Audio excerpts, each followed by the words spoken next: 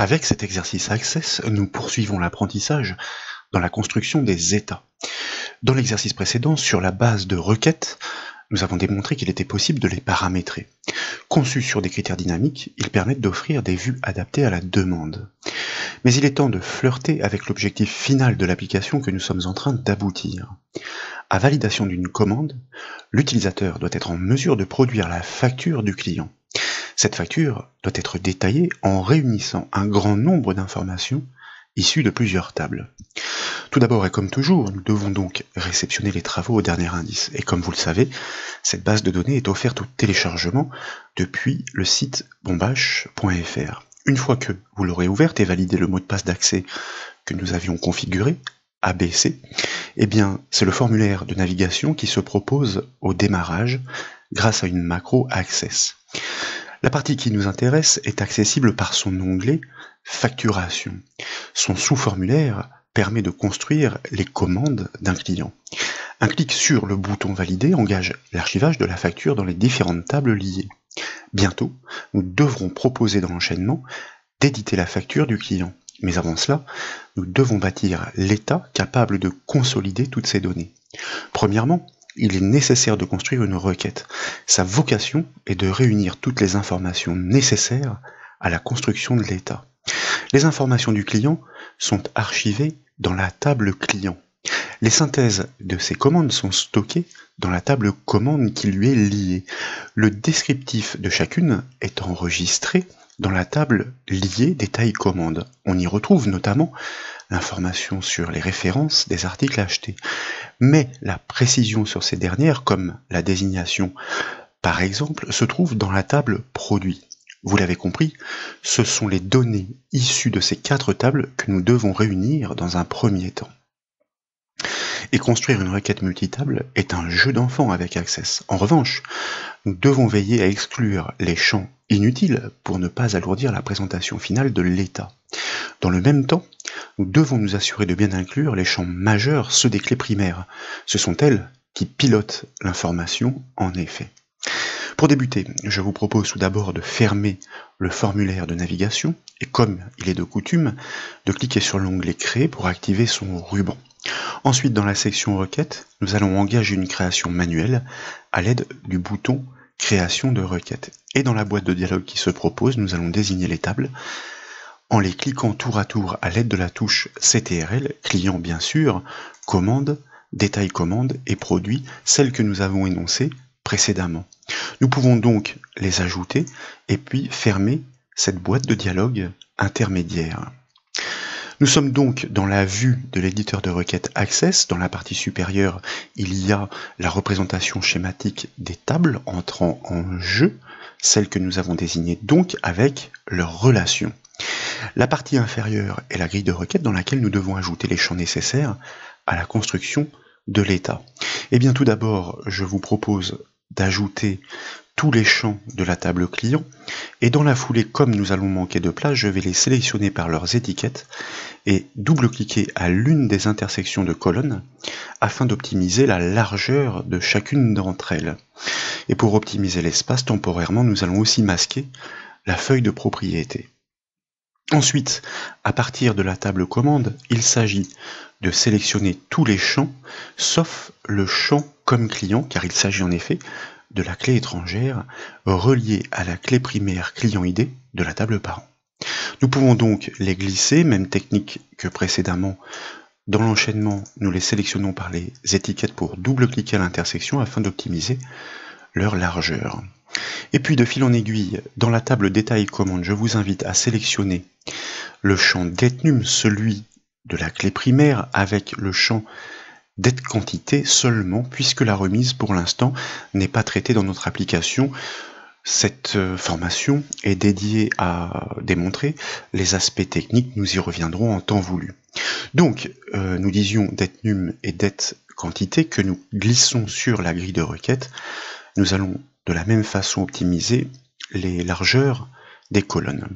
Et puis, avec la dernière table, la taille produit, nous avons besoin du détail des articles achetés. Il y a forcément le code article, donc le champ de la clé primaire produit ref, la désignation produit nom et bien entendu le prix. Les autres informations ne sont pas nécessaires, elles sont plus futiles, surtout pour une facturation. Nous pouvons donc les glisser, et puis nous allons une fois encore optimiser leur largeur par double-clic à l'intersection des étiquettes sélectionnées. Les champs intégrés sont donc nombreux, en conséquence, l'information insufflée à l'état sera dense. Il s'agit d'une facture. Aucun élément ne doit être omis, et à ce titre, une donnée est manquante, celle du total par article acheté. Nous avons l'information sur le prix et la quantité, mais pas le total. Nous avions créé une requête avec un champ calculé. La vocation de cette requête est d'ailleurs d'alimenter le sous-formulaire des commandes.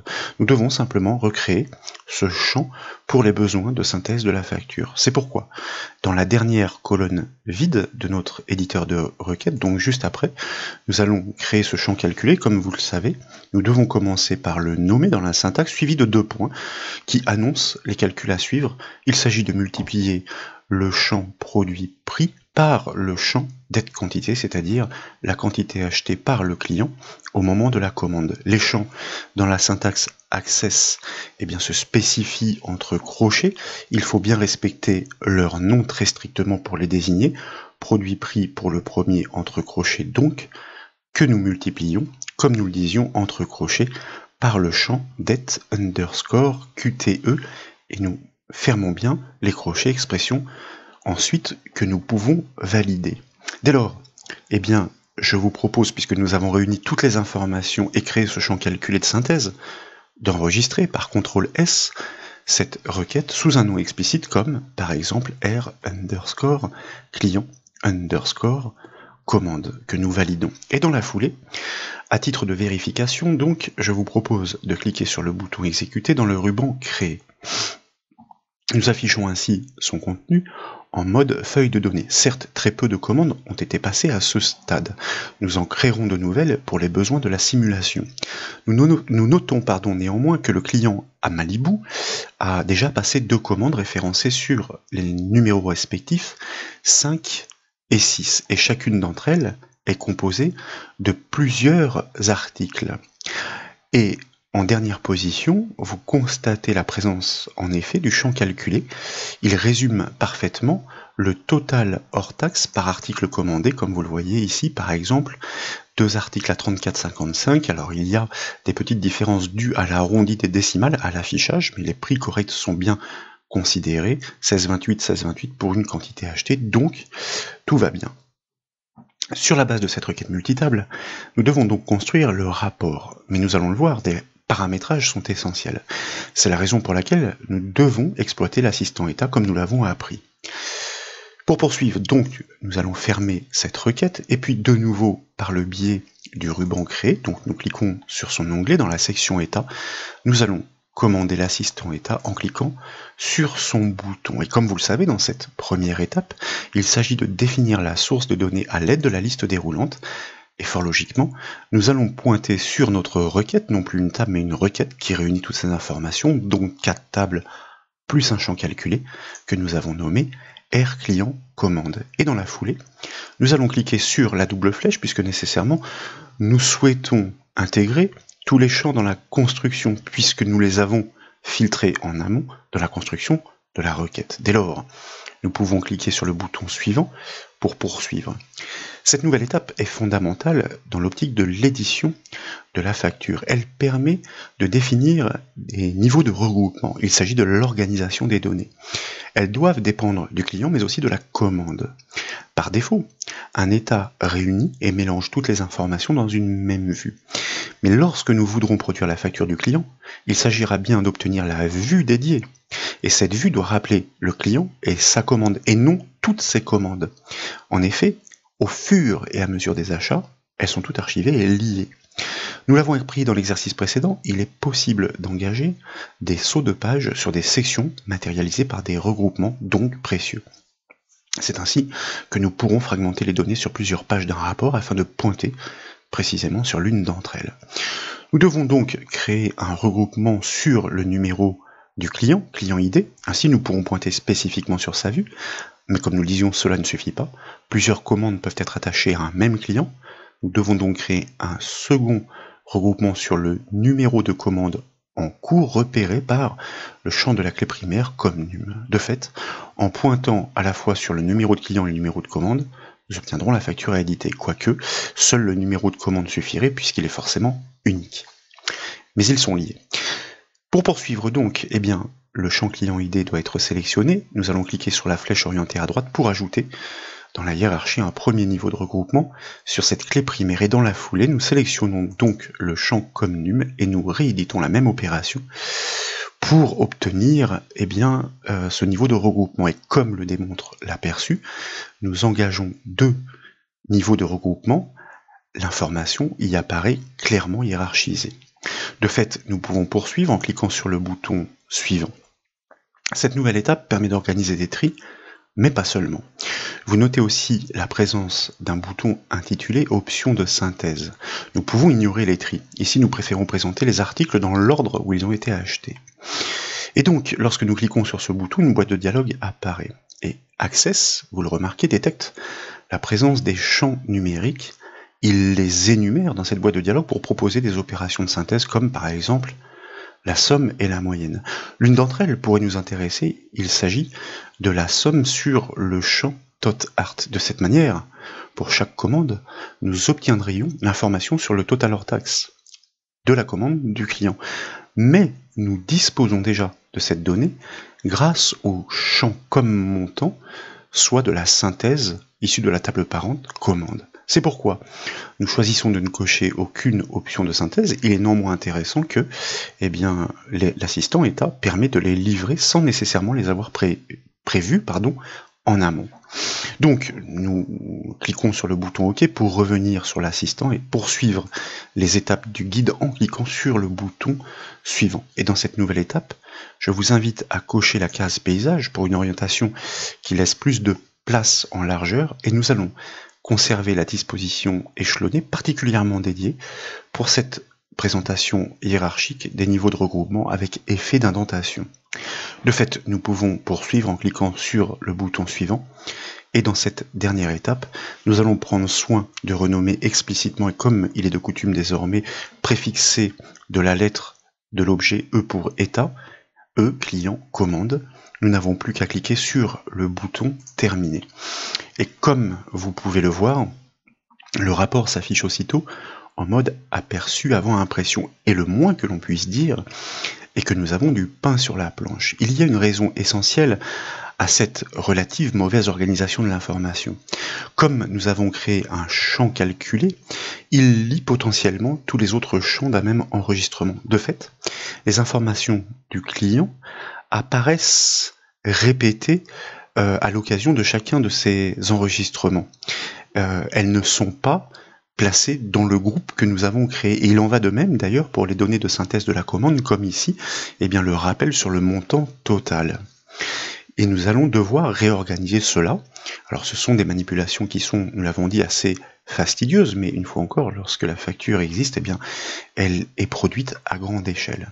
Je vous invite dès lors donc à cliquer sur le bouton fermer l'aperçu avant impression, afin de basculer dans la vue en conception de l'état. C'est ici que nos travaux de réorganisation commencent. Nous notons bien la présence de l'entête de groupe sur le numéro de client et dans la tête de groupe pour le numéro de commande. Et normalement, les informations attachées devraient s'y trouver et sont malheureusement pour l'instant répétées.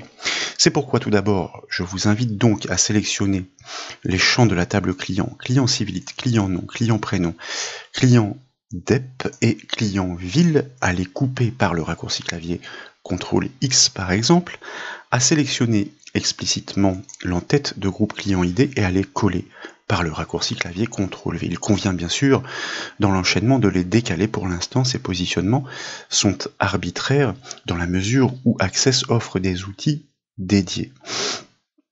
Donc nous allons ensuite les positionner comme je vous le disais, et je ne m'attarderai pas sur ces démonstrations qui sont fastidieuses et on va dire pas très télévisuelles, d'autant que nous avons à maintes reprises pratiqué toutes ces procédures dans les exercices sur les formulaires notamment. Donc, pour l'instant, nous réalisons des positionnements arbitraires, nous savons plus ou moins l'espace requis par rapport au contenu des champs, ici client DEP renferme en réalité un code postal. Le prénom n'est jamais une information très dense, dirons-nous. Et puis, donc je le mets à droite pour l'instant, histoire de faire de la place. En revanche, le nom peut, dans le cas de nom composé, proposer un plus grand nombre de caractères. Et dans la foulée, comme vous le savez, nous pouvons sélectionner l'ensemble de ces contrôles et par le biais du ruban organisé, exploiter le bouton taille espace pour commander une distribution équilibrée sur la largeur. De fait, tous les espaces sont similaires entre tous les contrôles. Nous pourrions ensuite placer une information essentielle comme par exemple l'identifiant client ou encore le nom du client en gras. Nous pouvons exploiter bien sûr la feuille de propriété ou encore le ruban contextuel format. En ce qui concerne les étiquettes, nous devons ajuster leur intitulé, c'est une chose. Nous devons ensuite les caler précisément sur les mêmes verticales, mais nous devons nous débarrasser de toutes les autres informations qui renseignent sur le détail de la commande, puisque eh bien, ce détail parle de lui-même avec la référence, la quantité et le prix unitaire. En cliquant sur la règle verticale, nous les englobons tous, et puis nous allons, par contrôle-clic, enlever de la sélection ce que nous souhaitons conserver, donc jusqu'à client ville. Et puis nous pouvons supprimer par la touche Supre du clavier, bien entendu, les autres étiquettes. Avant de les réajuster, je vous propose d'adapter les intitulés pour qu'ils soient, on va dire, plus explicites. Je m'aperçois ici qu'il reste l'étiquette du champ comme num pour le numéro de la commande. Nous allons faire des ajustements qui sont pour l'instant aléatoires, dirons-nous. Nous allons renommer donc toutes ces étiquettes. Ici, il s'agit effectivement de la civilité. Les accents sont permis puisqu'il ne s'agit pas de nom d'objet. Nous avons le nom du client, bien entendu. Donc nous le mentionnons.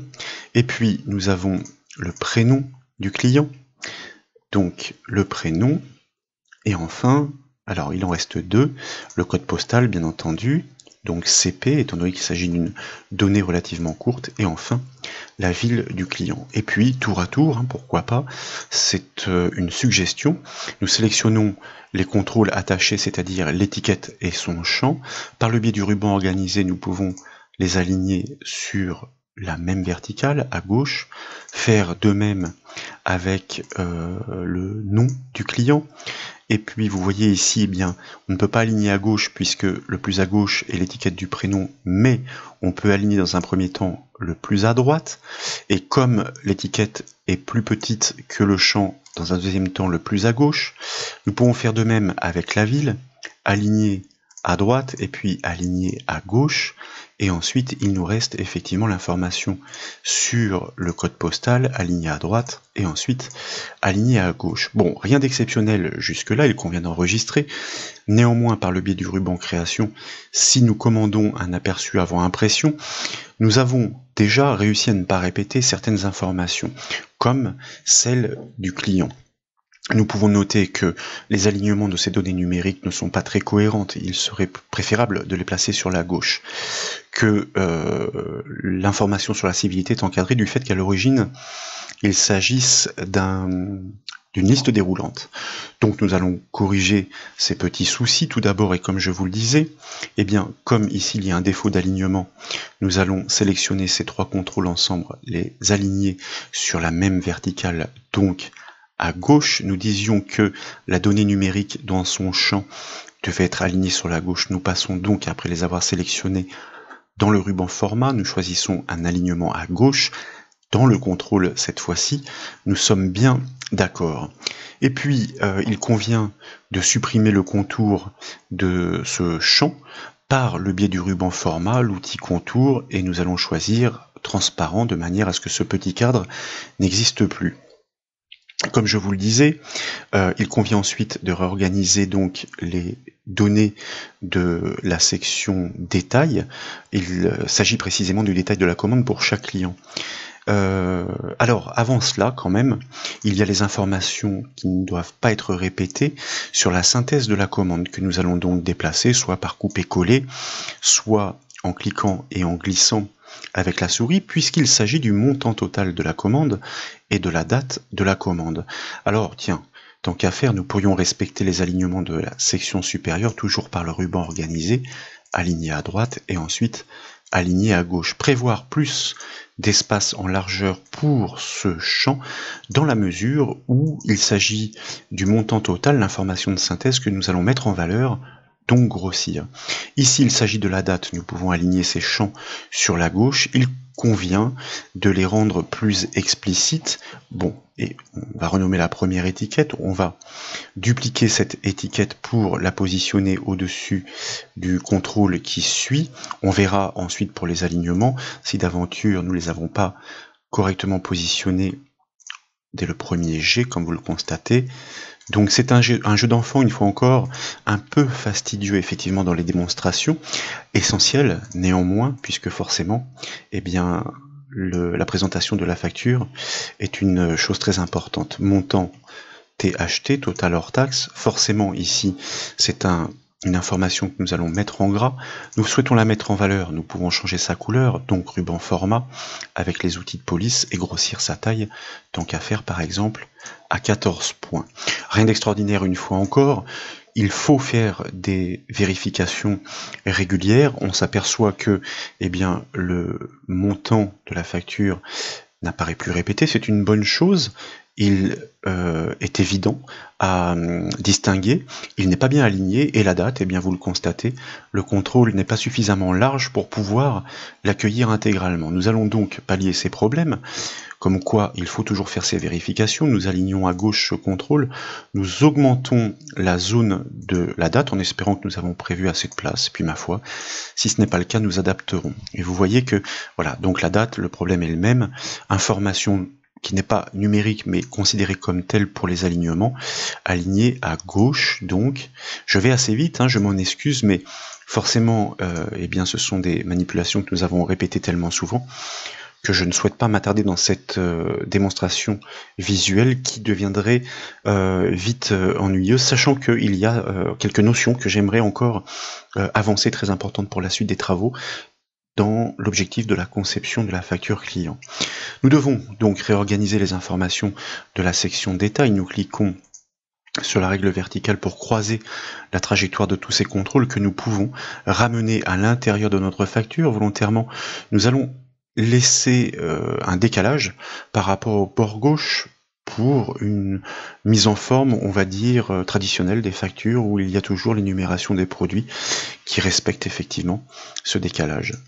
Nous avons bien l'ensemble de nos informations, comme notre champ calculé tot art. Sachez à ce titre que si d'aventure il vous manquait des champs, dans le ruban création, il y a un bouton ajouter des champs existants qui rappelle eh bien, tous ceux qui étaient disponibles à l'origine à partir de la source qui a permis de créer cet état, et donc il suffit de les cliquer pour les ajouter. Nous allons rappeler notre feuille de propriété, bientôt elle va être essentielle, et comme je vous le disais, nous allons donc réorganiser notre information tout d'abord en déplaçant sur la droite cette information de synthèse par article, le total de l'achat hors taxe, que nous allons mettre en valeur dans la foulée, en gras. Nous allons grossir sa taille, bien entendu.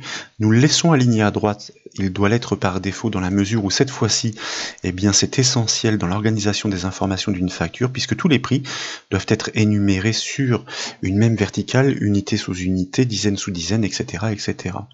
Nous avons nécessairement besoin de plus de place pour la désignation du produit qui parfois est à rallonge, donc nous la prévoyons. Si d'aventure elle n'est pas suffisante, eh bien nous ajusterons. Nous pouvons nous débarrasser de ce contrôle détenu, mais il rappelle, il est essentiel, c'est la clé primaire, le numéro unique pour chaque détail de commande, mais pour l'utilisateur, il n'est pas essentiel, il s'agit d'une référence utile pour la gestion des informations de l'entreprise. Nous avons ici la quantité, qui est forcément un champ qui ne sera pas très large dans la mesure où bien les quantités sont souvent unitaires et parfois dépassent la dizaine. Ensuite, nous allons élargir quelque peu le champ pour accueillir la référence de l'article, et comme vous le savez, nous allons sélectionner l'ensemble de ces contrôles Et par le biais du ruban organisé, nous allons les répartir équitablement à l'horizontale, enregistrer les modifications, et puis par le biais du ruban création, commander de nouveau un aperçu avant impression. Nous commençons à y voir plus clair. Certes, les séparations ne sont pas encore assez évidentes ici, entre les différents clients et pour un même client, entre ces différentes commandes, mais nous sommes en phase de conception, et il apparaît désormais, comme vous le constatez, que la facturation prend forme dans la mesure où nous avons une énumération très claire de tous les produits achetés pour chacun, et bien du total en fonction de la quantité, grâce à ce champ calculé. Donc, ici, la place est un peu démesurée pour la référence, nous pourrions la réduire. Qu'à cela ne tienne, je vous laisserai faire pour ne pas alourdir toutes ces manipulations au cours de cette démonstration. En revanche, avant chaque en-tête de groupe, nous pourrions faire un peu de place, mais avant cela, je vous invite à faire en sorte que nous rapatrions le titre dans l'en-tête de page et non dans l'en-tête d'état. Pourquoi? Parce que de la sorte, il sera répété sur chacune des pages. L'intérêt, c'est que ce titre puisse être visualisé pour chaque facture de client. Et dans l'en-tête d'état, en l'occurrence, il n'apparaît que là. Donc, nous devons tout d'abord élargir la zone de l'en-tête de page. Nous allons sélectionner nos étiquettes de ces champs pour les disposer plus en bas afin de faire de la place, couper cette étiquette, la coller. Pour l'instant, nous réalisons des dispositions qui sont arbitraires comme toujours, modifier l'intitulé, par exemple votre facture, je reste volontairement simple dans cette démonstration. Information, donc nous allons essayer de centrer dans la hauteur, caler, c'est essentiel pour un rendu équilibré sur la même verticale et que nous souhaiterions faire ressortir, mais je vous propose de réaliser des jeux de couleurs, notamment pour l'en-tête de page, par le biais du ruban format par exemple, auquel nous pourrions attribuer le fond rouge rubis d'Access. Fort logiquement dans la foulée, il faut sélectionner tous les champs pour leur attribuer toujours par le biais du ruban format par exemple une couleur de police qui va trancher comme un blanc cassé. Et puis nous pourrions faire de même avec l'en-tête de groupe client ID, mais pourquoi pas par le biais de la feuille de propriété, voyez-vous, avec une couleur de fond qui serait, on va dire, un gris assez clair. Et puis dans l'en-tête de groupe Numcom, ainsi nous allons différencier explicitement les différentes sections avec un gris un peu moins clair. Vous constatez au passage que les contrôles ont une couleur de fond, donc nous allons les sélectionner ensemble et par le biais du ruban format, nous allons choisir par exemple soit un blanc ou encore si la commande nous est proposée transparent, ce qui vient. Alors c'était pas un blanc, fort logiquement il aurait fallu choisir le même gris. Donc nous pouvons enregistrer, nous sommes bien sûr loin du résultat, basculer en aperçu avant impression. Il faut masquer cette en-tête de page puisque aujourd'hui, à partir de maintenant, il ne sert plus à rien. Ces alternances de couleurs en revanche ici alourdissent la présentation du fait de nos réglages. Donc nous revenons. Comme je vous le disais, nous allons sélectionner la section en tête de l'état et grâce à sa feuille de propriété basculer sa propriété visible à non. Comme il n'est plus essentiel pour nous, nous pouvons donc le réduire en conception et pour chacune de ces sections il y a une propriété donc qui s'appelle autre couleur de fond, c'est elle la couleur de l'alternance et nous allons tout simplement choisir aucune couleur pour que Access, dans son rendu, ne soit pas tenté de vouloir nous aiguiller dans l'alternance de ces lignes pour faire la séparation évidente, puisque nous sommes en train de faire une mise en forme, une mise en page qui est personnalisée. Comme vous le remarquez, de fil en aiguille, nous commençons à y voir plus clair. Bien sûr, il faut espacer ces informations, mais l'objectif à l'issue sera de faire en sorte que, chaque commande pour chaque client soit disposée sur une page explicitement différente. Et d'ailleurs, nous allons commencer par cela. C'est l'information essentielle pour la suite des travaux que je vous propose. En cliquant sur l'en-tête de groupe NumCli, c'est-à-dire pour chacun des clients, dans sa feuille de propriété, et plus spécifiquement pour son attribut saut de page, je vous propose de double-cliquer sur sa valeur pour la basculer sur avant section. C'est ainsi que nous livrerons les informations détaillées pour chaque client explicitement séparées. Donc, si donc maintenant nous affichons l'aperçu avant impression, bien sûr il reste beaucoup de choses à faire, nous sommes d'accord, hein. En naviguant au travers des pages, eh bien tout d'abord nous constatons qu'il y a un défaut en effet par rapport à la densité de nos informations. Il y a des contrôles ou certains champs donc qui débordent, et tant mieux, puisque vous voyez, j'avais omis ces informations en bas de page qui sont toujours intéressantes, que volontairement je vais rentrer très loin dans le formulaire pour les aligner, encore une fois, sur une même verticale par le biais du ruban organisé et du bouton aligné. Nous allons faire de même, tant qu'à faire, avec l'information sur la date grâce à la fonction maintenant, identique à celle d'Excel cette fois-ci, sur la gauche. De fait, comme ils ne sont plus aux extrémités, nous pouvons ici réduire la largeur de notre rendu, enregistrer les modifications, et revenir donc en aperçu avant impression. Et comme je vous le disais, donc on constate déjà premièrement que ce client, Ruana, est isolé sur sa page pour que nous puissions pointer sur sa facture avec le détail. Il s'agit bien sûr une fois encore d'améliorer la disposition, l'organisation, le rendu global. Et en naviguant donc, eh bien, nous constatons effectivement que nous passons au deuxième client pour lequel il y a déjà deux commandes qui sont rattachées explicitement séparées avec les montants de synthèse et l'énumération. Un rendu à défaut d'être encore optimisé qui est tout à fait satisfaisant dans l'interprétation et la lecture des résultats. Donc, comme je vous le disais, il est nécessaire de prendre du temps pour réaliser ces réglages et essais. Le rendu final, pour qu'il aboutisse aux exigences, requiert de nombreux ajustements, vous l'avez vu, et c'est vite ennuyeux en démonstration. Pour une facture en bonne et due forme, il est nécessaire aussi de prévoir l'emplacement des blocs d'adresse, même si là nous avons tout mis à l'horizontale, dont celui de la société émettrice, c'est-à-dire vous-même. Et puis, les mentions légales doivent être disposées en pied de page, donc je ne m'attarde pas sur ces démonstrations parce que elles coulent de source. Enfin, et c'est important, le montant TTC doit être clairement mentionné. Et d'ailleurs, ce point, nous le traiterons dans le prochain exercice. J'espère donc que ces démonstrations vous ont plu. Si c'est le cas, comme toujours, je compte sur vous pour mettre un petit j'aime à la vidéo. Et comme vous le savez, vous pouvez retrouver tous les exercices et toutes les formations sur le site bombache.fr. Je vous remercie.